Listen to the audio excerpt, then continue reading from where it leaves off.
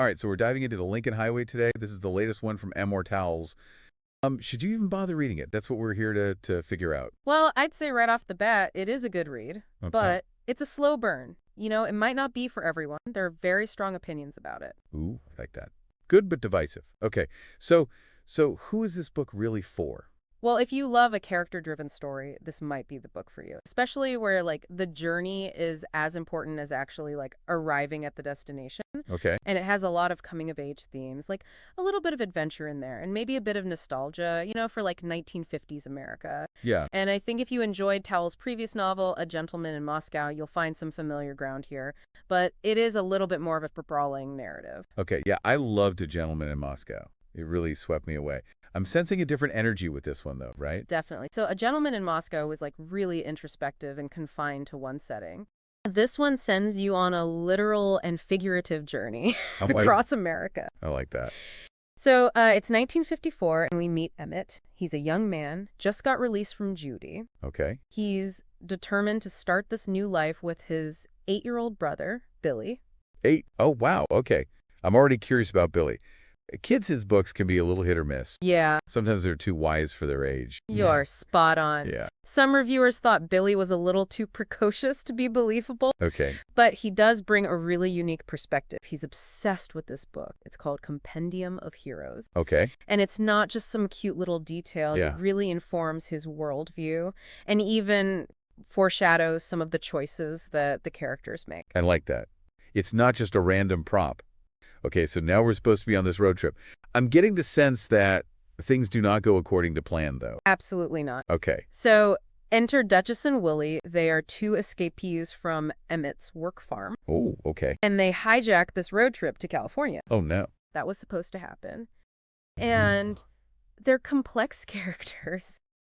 Duchess is particularly divisive. Some people love his, roguish charm, and others find him really manipulative. Ugh, I can already feel myself getting frustrated with a character like that. Yeah. So are these detours that they take, are they, essential to the plot, or do they just drag things out? That's where opinions really differ.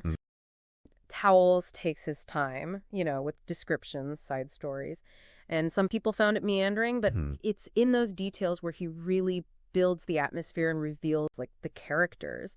And his prose is really beautiful. For instance, he describes a sunset as molten gold spilling over the prairie. Okay, that is a gorgeous image. I do love vivid writing. Yeah. But I also get a little impatient if the story feels like it's going nowhere. Right. And that's the gamble with this book. If you crave those fast-paced plots, this one might not be the right fit. Okay. But if you enjoy savoring the language and getting to know flawed characters, complex characters, I think the Lincoln Highway offers a really rich experience. Yeah, it's a journey, for sure. It kind of echoes some of those classic road trip narratives, but with Towles' own style, Yeah, I was thinking On the Road, Kerouac. Yeah. Totally different vibe, though, right? Right. On the Road is all about restless energy and existential searching. Yeah. The Lincoln Highway has a gentler soul, even when things get a little bit messy. Okay. It's more about finding your place in the world. Okay. Even if that place is constantly shifting. Yeah, so not Beat Generation, but right. Definitely a sense of searching for something. What about Little Miss Sunshine? Although that's more of a quirky family adventure. Yeah, well, Little Miss Sunshine definitely captures that chaotic family dynamic. Yeah. And there is humor, in both. Right. But Towles' humor is quieter. Okay. It's kind of woven into the characters' quirks and dialogue. Yeah. He'll drop a line that makes you kind of chuckle to yourself rather than going for big laughs, Yeah, it's interesting, these comparisons. It highlights, what this book isn't as much as what it is. Yeah. It feels like it's carving its own path. Exactly. That's one of the reasons it's so polarizing. Some readers want those familiar plot beats, Yeah. Just a sense of, I know where this is going. Towles throws a few curveballs in there. Okay. Especially with the ending. Yeah, the reviews mentioned that it had a really abrupt ending. Yeah. So, are we talking leaves you hanging? I hate that. It makes me feel like the author just, got tired of writing. It's not quite that simple. Remember Billy's Compendium of Heroes? One recurring theme is how those classic hero stories don't always map neatly onto real life. So is he saying that there are no heroes? That feels kind of cynical. Well, Not necessarily. It's more that heroism is complicated. Okay. Emmett, for instance. He's not a dashing knight. He's just a young man who's trying to do right by his brother, even when he makes mistakes. Okay. And the ending, instead of like tying everything up in a neat little bow, it asks the reader to consider what happens next. Oh, okay. Like, do these characters keep making the same choices, or do they break free from their patterns? Oh, I see. So it's not about giving us the answers. It's about making us ask the questions. Okay. Are there like enough satisfying moments along the way to make that ambiguous ending worthwhile, though? That depends on what satisfies you as a reader, I guess. If you need like those clear resolutions and triumphant arcs, this might not be your book. Okay. But if you find beauty in those small moments, like a brotherly bond, a shared meal, like a glimpse of kindness in an unexpected place, Towles delivers that like in spades. I'm starting to see the appeal for a certain type of reader. Like less focused on the plot, more on the emotional nuances. Exactly. And those small moments are often where Towles' writing like truly shines. Yeah.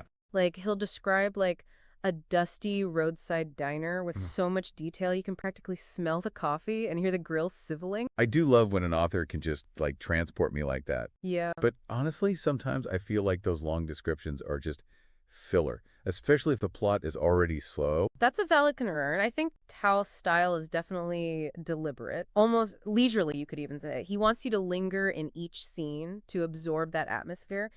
If that sounds tedious, this book might test your patience. So it's like a trade-off. You get the exquisite writing, but also like a potentially frustrating pace. Okay, what about female characters? Yeah. Reviews mentioned that they were underdeveloped. Does that bother you at all? It is a fair criticism. So Sally, she is Emmett's neighbor. She enters the story later, and she doesn't get as much page time as the male characters. Okay. But I wouldn't say that her presence is insignificant. She represents this sense of stability and normalcy that Emmett longs for, even if he doesn't realize it. Okay. So her impact might be more about like what she represents than her actions. Yeah. Still, I kind of wish we'd gotten to know her better. I agree. It would have added another layer of depth to the story. But even with that, like, Shortcoming the Lincoln Highway offers a thought-provoking and ultimately hopeful exploration of human nature. Okay, so we have beautiful prose, a meandering plot, complex characters, and an ending that leaves you with more questions than answers. As we wrap up, what's the final verdict? Would you recommend this book? So it sounds like you really have to be in the mood for this one. What would you say is like the deciding factor for our listeners? How do they know if it's the right journey for them, right now? I think it boils down to this. Are you in the mood for something comfortable, familiar, reassuring? Yeah. Or are you willing to be challenged a little bit, to embrace those unexpected turns and sit with the questions that maybe don't have clear answers? Yeah, I like that. It's not just about genre, but about what you want out of the reading experience at that time. Right. And the Lincoln Highway, it is a slow burn, but it rewards a patient reader. There's so much to uncover beneath the surface, Yeah. Themes of second chances, the weight of family legacy, like the search for meaning in a world that often feels very chaotic. It sounds like the kind of book that like stays with you even after you finish it. I think that's true. That ending, it was frustrating for some people, but it's also what sparks those kind of lingering questions. It makes you wonder about the choices these characters are going to make after the book closes. Like, will they repeat the mistakes of the past, or will they forge a new path? It's like he's inviting us to continue the story in our own imaginations. That's actually kind of powerful. It is, and that's where the connection to Greek mythology kind of comes full circle in a way. These characters, they are flawed. Just like the heroes of old, they make mistakes. Their journeys, it isn't about achieving this like grand destiny. Right. It's about navigating human experience in all its complexity. So even though it's set in the 50s, there's that timeless quality to it, to the themes. Absolutely. And that's what makes it resonate, I think, with modern readers. We're all on our own journeys. Yeah. Facing unexpected detours and trying to make sense of whatever map we've been given, And I think the Lincoln Highway is a reminder that sometimes getting lost is part of the process. That's a beautiful way to put it. So final takeaway for our listeners is the Lincoln Highway worth their time? If you're looking for something quick and easy, I'd say no. Okay. But if you're willing to slow down, savor the language, engage with those complex characters, I think the Lincoln Highway offers a very rewarding and thought-provoking experience. It's a journey worth taking, even if it doesn't always lead where you expect. I love that.